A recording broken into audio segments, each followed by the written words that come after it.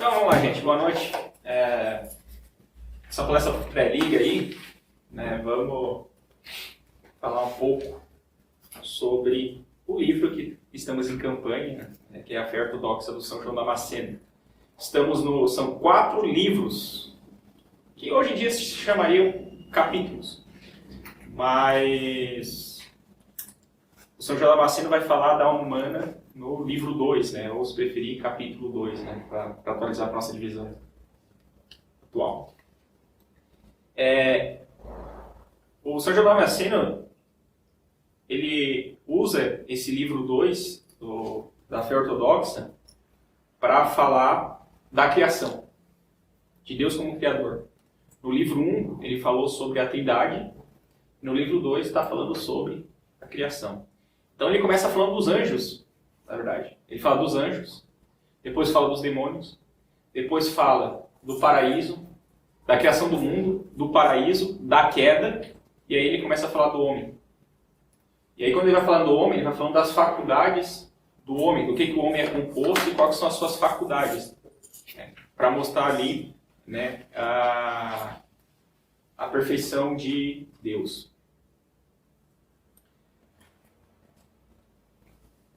Por que ele fez essa ordem? Porque quando ele vai falar do homem, ele vai dizer o seguinte: bom, Deus criou os anjos, que eram criaturas espirituais, intelectivas. E Deus depois criou o mundo material, como está lá no Gênesis. Pois bem, criou os animais. Então, se nós tínhamos os anjos, que são seres incorpóreos, intelectivos, e nós depois tivemos os animais, que são seres materiais e irracionais, né? Deus precisava criar, não que ele precisava, quis. São João Damasceno fala bem assim.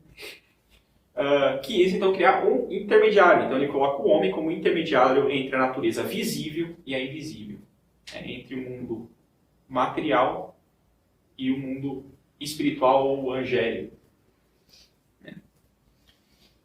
E fez isso para que o homem fosse o rei da criação visível. Só que um rei que se reporta a um outro rei. Então, isso que é fundamental. Então, para o homem, Deus deu o controle de toda a natureza visível, lá no paraíso. Mas ele tinha que se submeter a Deus. O pecado original, né, foi que foram comer lá a árvore do discernimento do bem e do mal e não deu bom. Deu ruim lá para o Adão e Eva. Pois bem, essa criação intermediária entre a natureza visível e invisível, né, que é até a palavra do Gregório, o teólogo, Nazianzeno, São Gregório Nazianzeno, que usa esse termo para se referir ao homem, que o São João Damasceno pega para descrever. Né? Tem a famosa frase, né, que o homem... E o que isso representa? Que o homem foi criado à imagem e semelhança de Deus. Por imagem, significa o aspecto intelectível e o livre-arbítrio do homem. E por semelhança, significa na ordem da virtude, no limite do possível, né, dentro da natureza humana. Então, assim como Deus, está lá na Bíblia, né? Sejam perfeitos como vosso Pai é perfeito. Né? Então, o que é essa perfeição? É justamente a semelhança. Como nós temos semelhanças com Deus, a gente tem que buscar a perfeição, assim como Deus é perfeito. É a perfeição da nossa natureza. Então, Deus criou o homem com uma natureza sem pecado, não no sentido de que o homem é incapaz de pecar, porque ele possui livre-arbítrio, então ele pode pecar. Mas ele tem pleno poder de permanecer no bem e nele progredir, cooperando com a graça divina. E Deus permite que o homem possa se desviar do bem para se engajar no mal, porque não é virtude o que não acontece livremente. Então, é interessante, aqui já está refutado muito dos ateus, né? O homem faz um monte de besteira, por que Deus permite isso? Ele não é bom? Não, é porque Deus quer que a gente obedeça a ele por virtude, não por obrigação.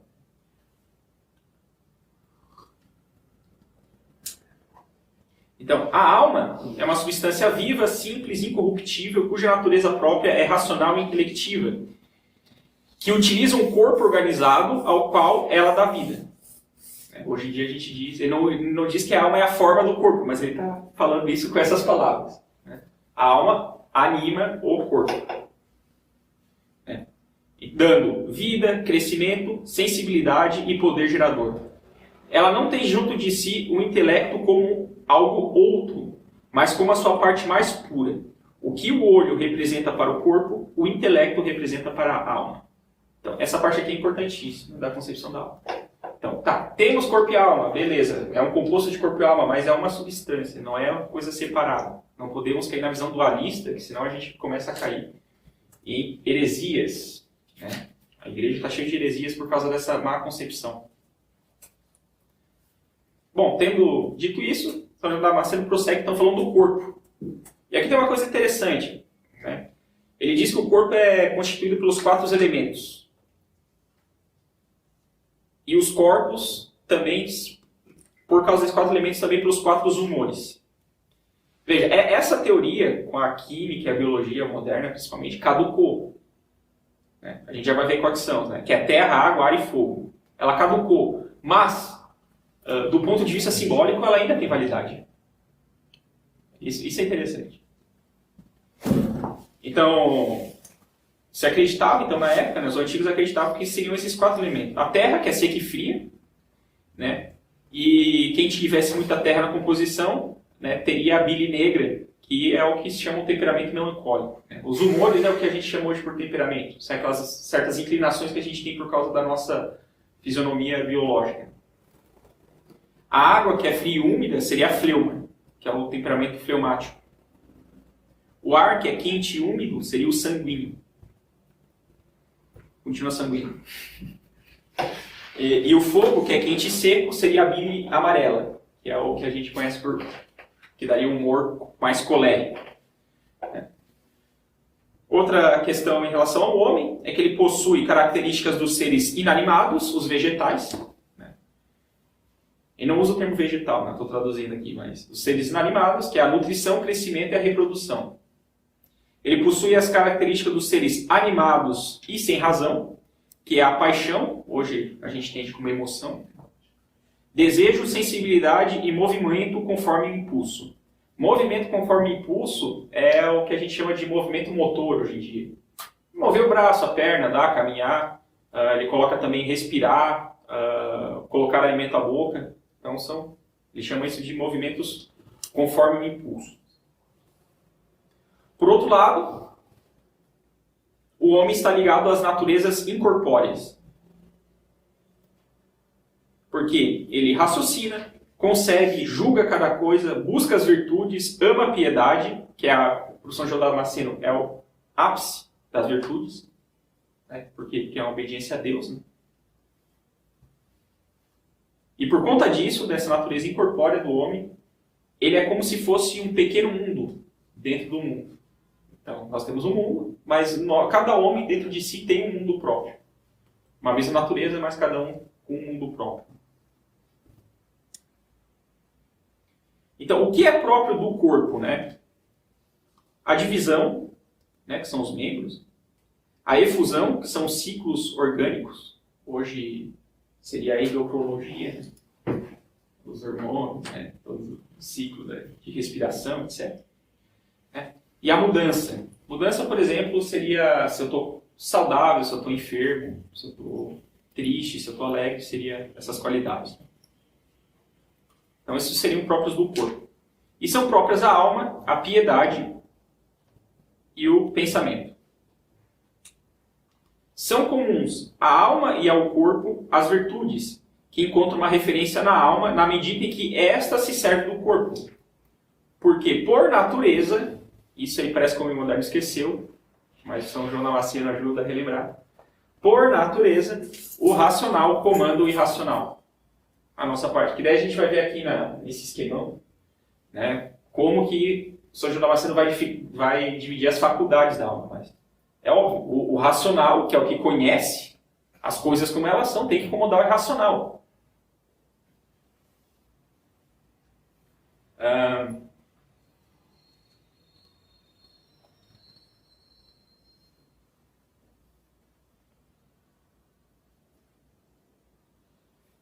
Então, novamente, então, por isso que, como o racional tem que comandar o racional, a alma ela tem que comandar o corpo. Inclusive, para vocês verem, né, tem uma encíclica de... Não é uma encíclica agora... Como é que é o nome? O Pio XII falando, a locução, tem uma locução do Pio XII, né, em que ele define, para os psicólogos, em que ele define a personalidade. Personalidade é um termo na psicologia assim, de hoje que, né, cada escola tem a sua definição. Mas o Pio XII vai dar uma definição muito simples. O que é personalidade? Como é que se desenvolve uma personalidade?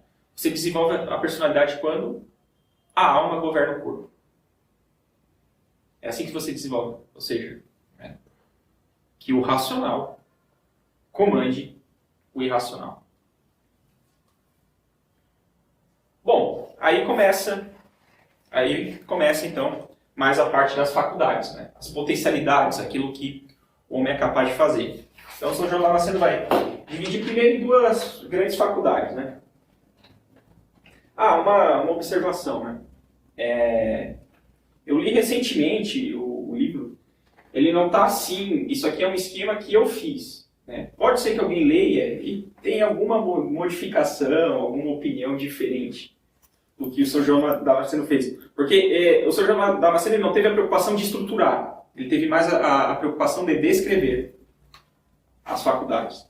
Então ele está mais preocupado com a descrição. Aí como uma se relaciona às outras, foi mais ou menos esse meu trabalho para essa breve conversa aqui, que não é nem palestra, porque eu não quero me estender. Eu só vou falando das descrições. Para falar de maneira mais detalhada de cada uma delas, deixo uma palestra aí mais demorada, né? Mas hoje o objetivo é ser rápido, então eu só vou apontar e dizer o que elas são, sem fazer muita finura, além do que essa que eu já estou fazendo.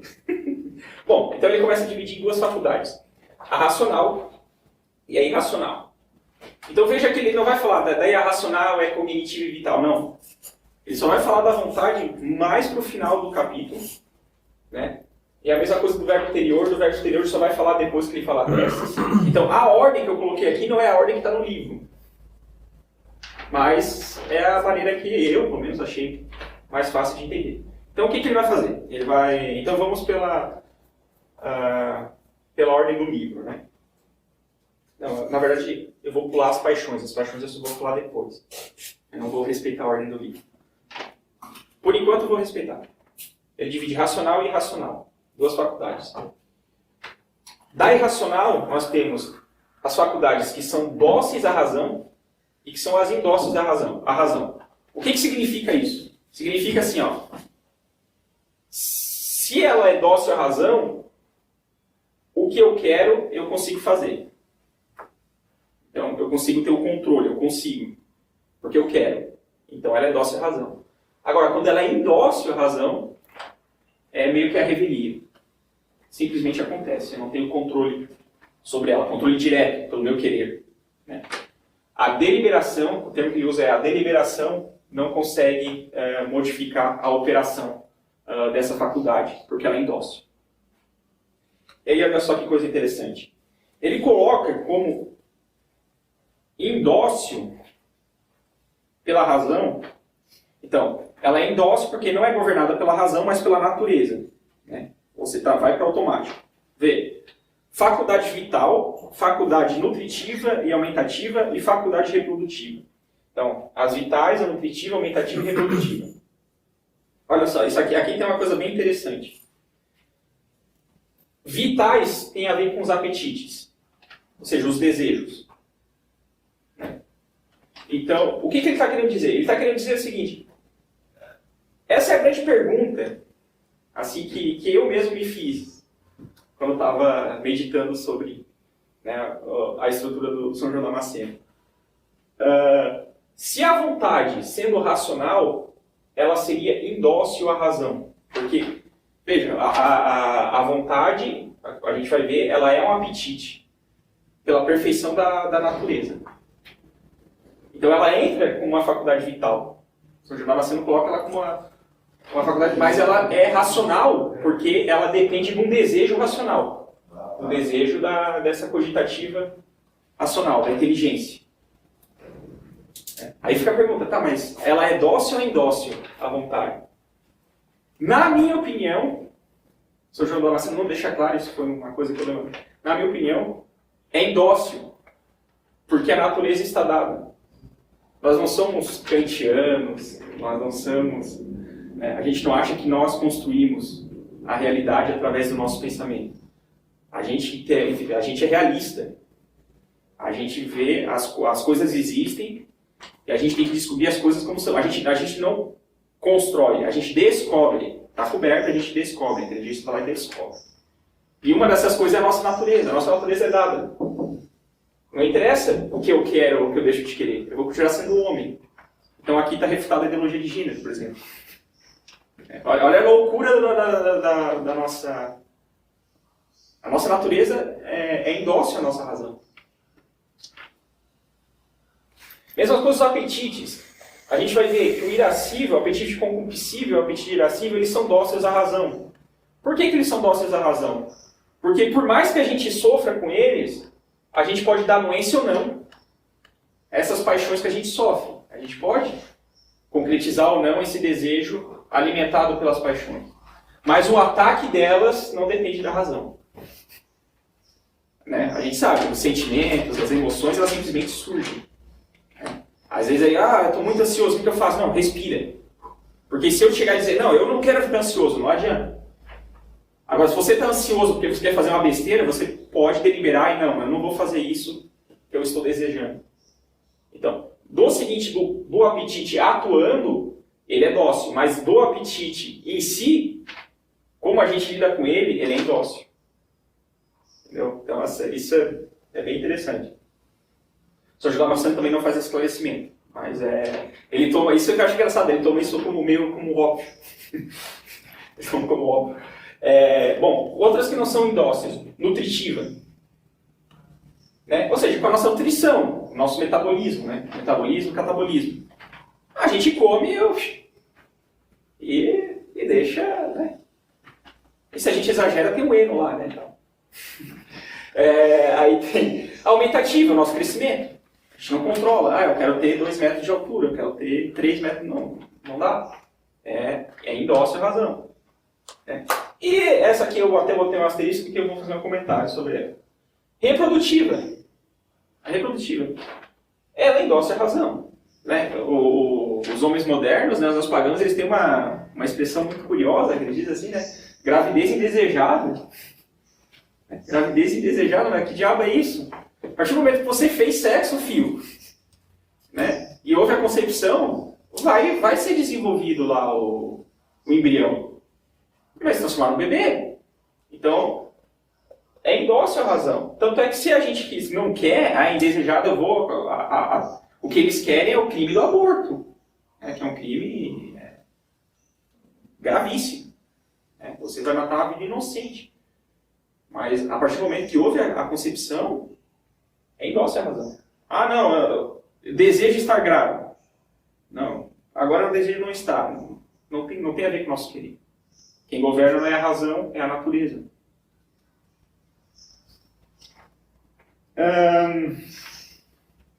Bom, aí o São João Damasceno vai falar sobre as paixões. Ele vai falar sobre... Ele vai falar assim. Eu vou seguir a ordem assim. Ele vai falar que o que é dócil... Num primeiro momento, ele só vai falar que é dócil a paixão, o concupiscível e irascível. Tá? Que são apetites. Novamente. Naquele sentido de que, tudo bem, eu sou atacado pela paixão. Isso aí eu não tenho controle, é indócil. Mas eu tenho controle com o que eu vou fazer diante disso. Aí é dócil. Então eu posso, para usar a linguagem tomista, ordenar. Se bem que ele usa o termo ordem. Eu posso ordenar isso. A vontade, Eu posso usar a vontade para ordenar isso aí. Então, o que eu vou inverter é que eu vou falar o que é paixão agora. Antes ele só Ele só vai definir... Ele antes fala do furor, do temor, do prazer, da tristeza, e depois que ele vai definir paixão. Aqui eu vou fazer o inverso, eu vou definir paixão e depois vou continuar. Então, a paixão é um movimento irracional da alma devido à concepção de um bem ou de um mal. Ou seja, ela pode vir do pensamento. Uma concepção de bem ou mal. A concepção do bem provoca o desejo. A concepção do mal, o furor. A gente já vai ver o que é. E também tem uma outra maneira de entender a paixão. Ele diz, a paixão é um movimento no interior de um ser a partir de outro ser. Ou seja, eu vejo um objeto e aquilo automaticamente, ou seja, eu apreendo, eu estou diante de um objeto e aquilo, de certa forma, muda o meu estado emocional, ou seja, a paixão surge. Então, é um movimento no interior de um ser a partir de outro ser. Esse ser fez com que houvesse um movimento na minha alma, um movimento de uma paixão. E é uma distinção muito interessante do São João Damasceno. Se essa paixão, se eu estou falando dessa paixão no local onde ela reside, o termo se usa ação. Então ele dá um exemplo assim, o furor do local onde ela parte é uma ação. E do outro local, de qualquer outra referencial, ela é uma paixão. Então funciona assim, ó, o furor, ele é uma paixão do apetite irascível. Isso falando de maneira geral. Agora, se eu estou chegando e falando do apetite irascível, eu diria assim, uma das ações do apetite irascível é o furor. Se o meu ponto de vista, né, da onde eu parto, é o apetite irascível, o furor é a ação. Se eu estou falando de maneira geral ou de outro referencial, ele é uma paixão. Bem filosófico, né? Está lá nos acidentes. E, inclusive, Aristóteles era... Se bem que já tinha as categorias de Aristóteles nessa época.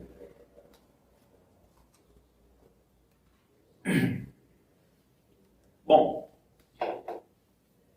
sobre o apetite compulsível. Né? Então, ele tem dois tipos de paixões aqui que o Sr. João Damasceno vai falar. Os prazeres, o prazer e a tristeza. Aí o Sr. João Damasceno vai falar dos prazeres. Mas ele vai chamar a atenção que, em relação aos prazeres, ele não está só aqui. Existe um prazer da alma racional também. Então ele vai definir o prazer como espiritual, aquele que provém na alma. Ele dá como exemplo a ciência e a contemplação, que é daqui. E o corporal, que provém tanto da alma como do corpo. Alimentação, sexo e coisas do gênero são exemplos que ele usa. Né? Mas por que da alma e do corpo? Porque não existe prazer exclusivamente corporal. A nossa própria natureza, como a gente falou, a gente é uma substância corpórea intelectiva. A gente não é só corpo. Não dá, a gente não consegue ter um prazer puramente corporal. Isso não é possível. Dos prazeres corporais, que é o que são os mais perigosos, né? Existem aqueles que são naturais e necessários. Por exemplo, alimentos e vestes. Existem aqueles que são naturais, que eles não são necessários. Que ele dá o exemplo, olha só, Freud agora vai ficar maluco, mas é verdade. O sexo segundo a natureza e a lei. O sexo segundo a natureza não é necessário. Você consegue sobreviver isso aí? Consegue. Os freudianos, os psicanalistas vão ficar loucos com isso, mas é verdade, consegue. O Sr. João Damasceno sabia disso, né? Olha como o homem moderno emburreceu. Não, e por fim, né, os não naturais e não necessários. Que ele dá o exemplo, então, da embriaguez, luxúria e gula, que é o mau uso do prazer. Né? Para viver segundo Deus, os naturais e necessários estão acima dos naturais. E o último, que são os não naturais e não necessários, né, deve ser combatido. A gente tem que temperar esses prazeres. E aí ele vai falar do critério para o bom prazer. Qual que é o critério para saber se o meu prazer é bom ou ruim, né? Se é necessário ou não.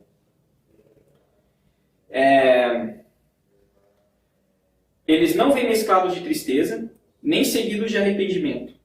Nem são causa de qualquer prejuízo. Não passam dos limites da moderação. Não nos afastam das ocupações sérias. E não nos escravizam no vício.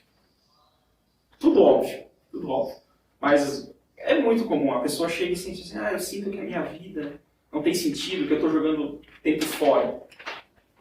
Geralmente é porque você não está buscando os prazeres ordenados, justos, lícitos. Você está afogado nos maus prazeres. Então, realmente, vai vir acompanhado de tristeza, de angústia, dessas coisas ruins aí. Bom, além do prazer, nesse caso aqui corporal, né, que ele chama, a tristeza. São 4 tipos de tristeza. A tristeza, a aflição, é a tristeza que nos deixa sem voz. O tédio é a tristeza que nos oprime.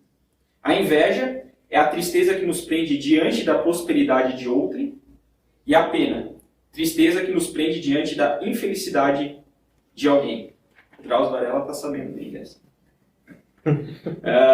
Bom, vamos para o apetite irascível. O João Damasceno vai falar de 2 paixões, né, relacionadas ao apetite irascível. Do temor e do furor. São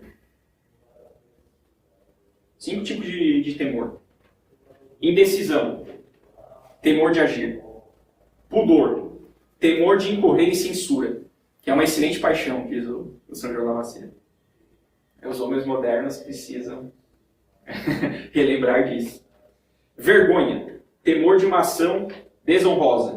Está precisando disso também. Medo, temor produzido por uma grande imaginação. Terror, temor produzido por uma imaginação desordenada. O famoso tempestade de copo d'água. Angústia, temor do erro, do fracasso. A outra paixão, furor.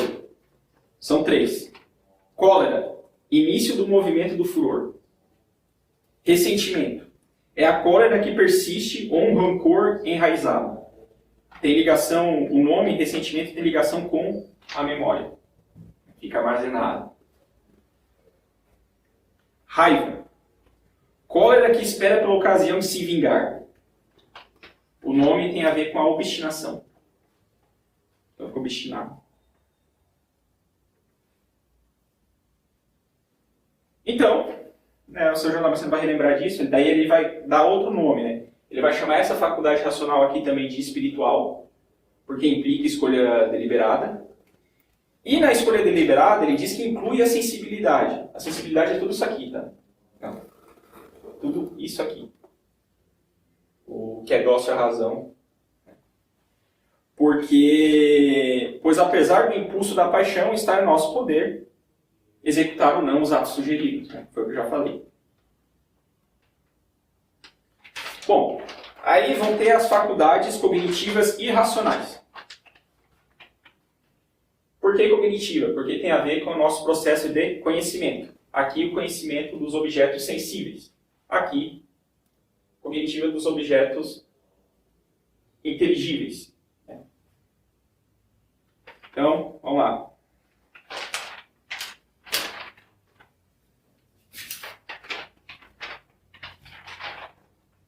Imaginação.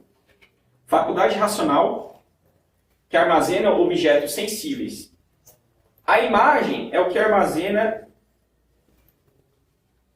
a imagem. Desculpa. A imaginação é o que armazena a imagem. Já o fantasma é a evocação de uma imagem que é uma operação realizada com o uso da parte racional. Então, novamente, nossa alma, né, como ela tem essa parte, ela consegue, assim, se for só o armazenamento da imagem, chama-se imagem, mas se é fantasma, há um refluxo dessa faculdade nela. Aí eu posso começar a criar, como diz o Lincoln, né, decompor imagens. Eu consigo imaginar um cavalo alado, né, que se chama Pegasus, embora ele não exista na realidade, mas eu posso criar ele na minha imaginação, através do fantasma. O cavalo que está lá é a imagem. A asa é a imagem. Mas eu juntar os dois é o fantasma. Percepção sensorial, são os 5 sentidos. Visão, audição, olfato, paladar e tato. Pensamento discursivo, muito importante isso aqui.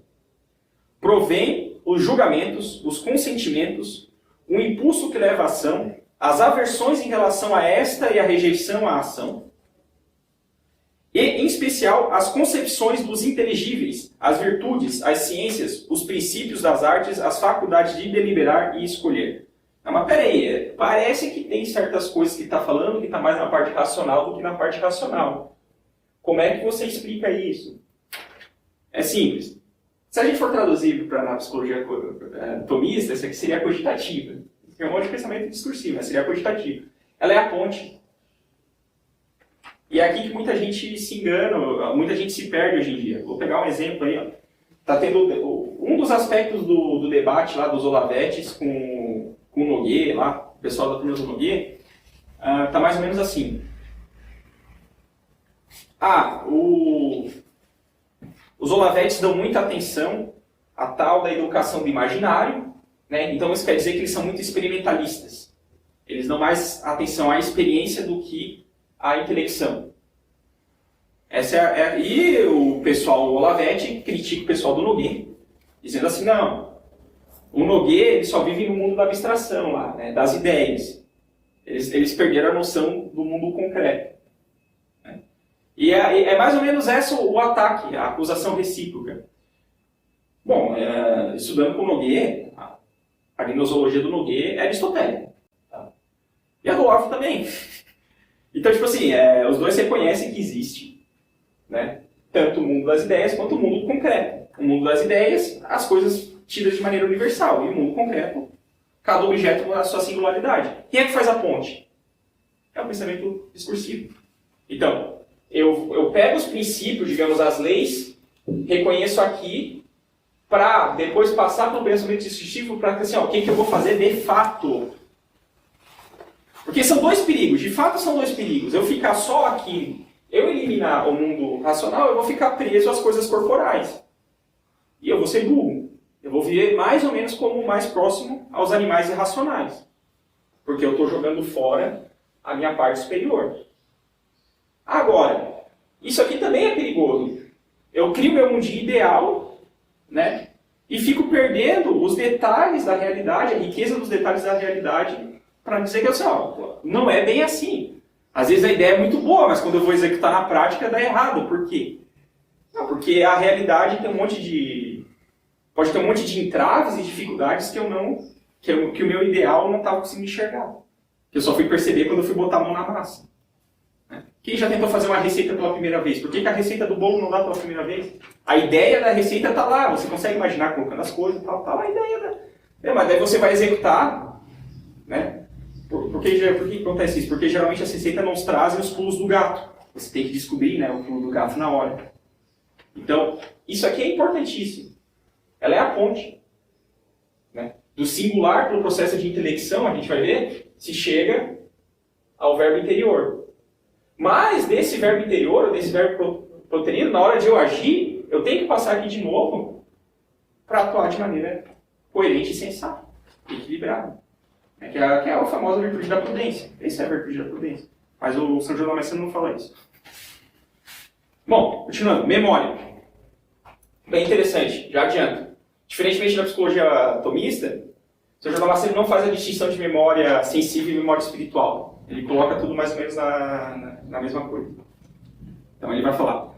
Causa e receptáculo da lembrança e da rememoração. A alma capta ou sente os objetos sensíveis por meio dos órgãos dos sentidos e assim forma a opinião. Ele chama a imagem, o objeto sensível, guardado pela imaginação, de opinião. É o termo dele. E faz sentido esse termo e eu já vou falar mais adiante. Ela percebe os objetos inteligíveis por meio do intelecto e assim forma os conceitos. Quando ela conserva as marcas, tanto de opiniões como de conceitos, ela formou, nós dizemos que ela se lembra. Então, o São João Damasceno coloca a memória não só das coisas que a imaginação guardou, mas também da intelecção que foi feita com essas coisas. Ele coloca tudo ali.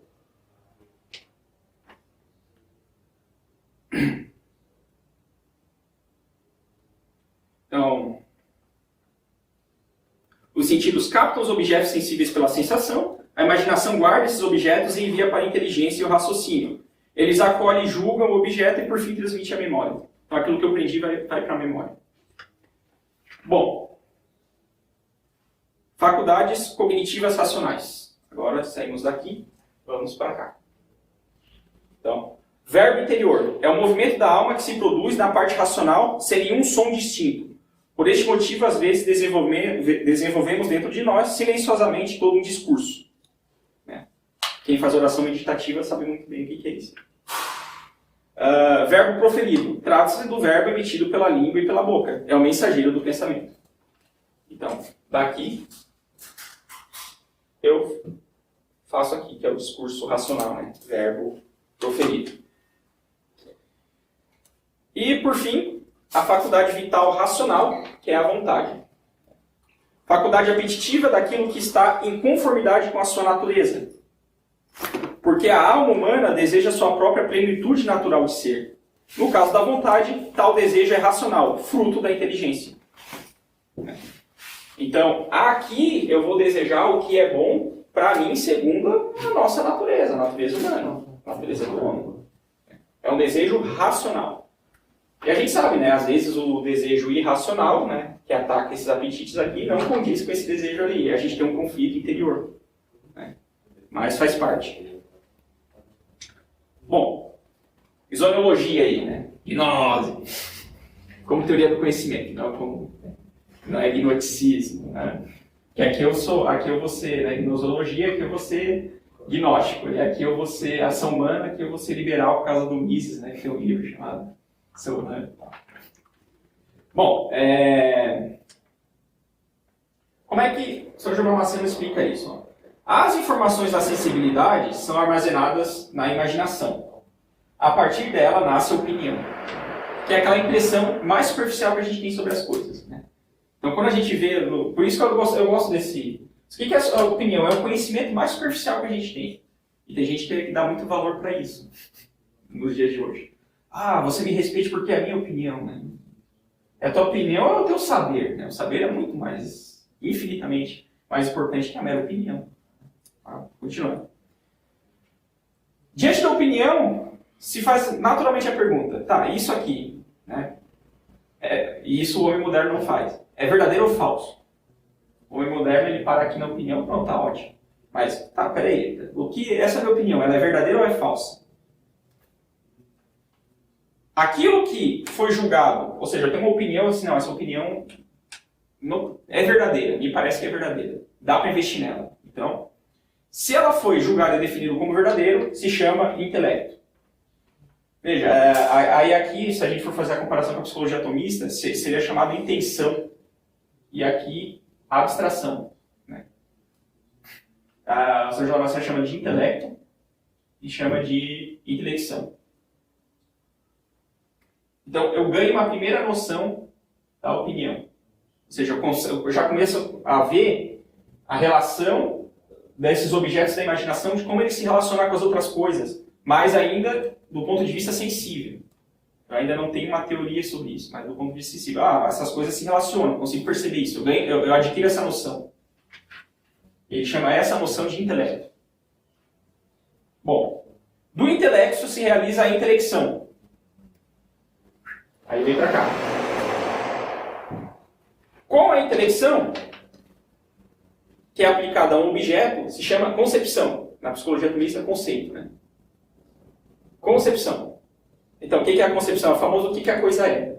Eu já consigo definir a coisa. Já não é mais noção, já não é mais mera opinião. Já é o que a coisa é. Então, por exemplo, a gente está agora, hoje em dia, na campanha da fraternidade. O pessoal colorido lá do movimento LGBTQI lá estão usando a palavra compaixão a rodo, né? Compaixão, compaixão, compaixão, compaixão. Só que eles estão aqui, na opinião. Agora, você faz a pergunta, meu amigo, o que é compaixão? Eles não vão saber responder. Por que eles não vão saber responder? Porque eles não fizeram uma concepção. Uma mera concepção. Eles não fizeram. Então, eles estão incapacitados para o diálogo. Por mais que eles fiquem falando diálogo. Mas eles estão incapacitados para o diálogo. Por quê? Porque eles não sabem o que é diálogo. Olha o que falta faz a não ter a concepção e a reflexão, né? Então, tivemos a concepção, depois de amadurecer na alma, toma o nome de reflexão. Então, eu já começo a perceber esse conceito na realidade. Da adequação da reflexão com a coisa mesma, experimentada e julgada por si, toma o nome de pensamento. Pô, não é que isso que eu estava achando funciona mesmo? Não é que essa definição se aplica bem à realidade? Julgamento. E desse julgamento, São João Damasceno dá o nome de pensamento. O pensamento, por sua vez, se alastra e produz o raciocínio, que é o verbo interior. Então, esse conhecimento se junta com aquele outro conhecimento, né? Um julgamento com outro julgamento, com outro julgamento. Eu tenho as premissas, vou fazendo conclusões através dessas premissas. E aí é assim que eu opero o verbo interior. E esse verbo interior, uma vez que está bem amadurecido em mim, eu posso falar, posso proferir. As coisas já estão claras para mim. Eu já fiz uma definição, né? Eu já fiz uma concepção, já fiz uma reflexão, já julguei como verdadeiro e isso já está, digamos, eu já estou conseguindo perceber, então eu posso falar dele. Eu posso, a partir dele, chegar a novos conhecimentos e falar esses conhecimentos. Eu só sei se eu aprendi uma coisa se eu consigo falar aquilo. Né? O pessoal fica fazendo um monte de teoria aí de pedagogia e tal, mas os antigos já sabiam disso, é tão óbvio. Como é que eu sei que eu aprendi? Você consegue explicar? Como você aprendeu? Você tem que chegar no verbo proferir. Senão você ainda tem que amadurecer mais esse conhecimento. Ele não está muito bom. Bom. Por fim, a ação humana. Não sem relação com Mises. Como é que se espera que um homem atue de maneira madura? Né? Então, vamos... Você vai falar o seguinte, ó, nos animais, que são seres desprovidos de razão, não é possível falar de vontade, porque quando se produz o apetite por alguma coisa, segue-se imediatamente o impulso para a ação. No homem, por ser dotado da faculdade racional, há etapas que unem o conhecimento, o apetite e a ação. Então o homem tem que ser mais cuidadoso nisso. A gente não tem o instinto dos animais. O instinto é muito fraco, na verdade. São João Damasceno nem usa o termo instinto. Mas vamos lá, continuando. Então, a primeira parte.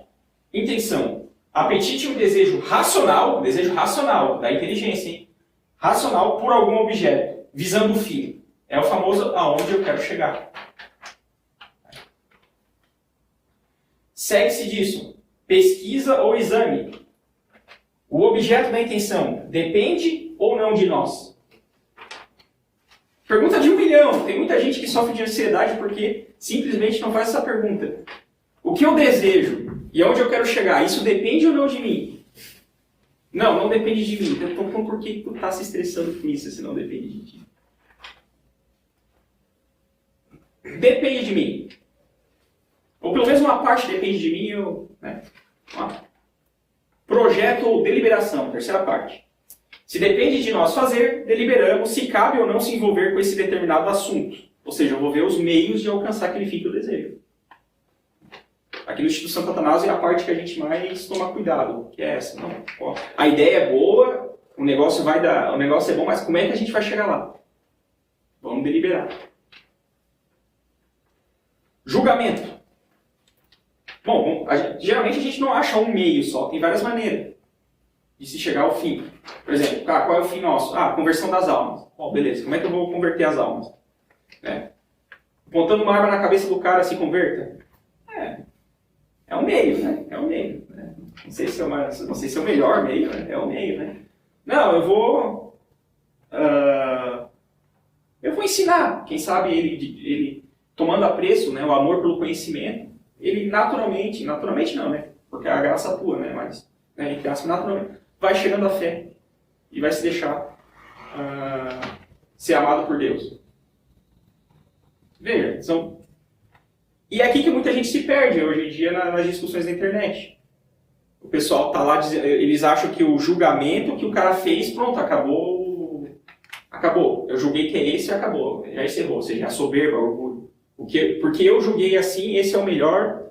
E, novamente, o que eles estão perdendo nisso? Eles estão perdendo a prudência da análise da conjectura.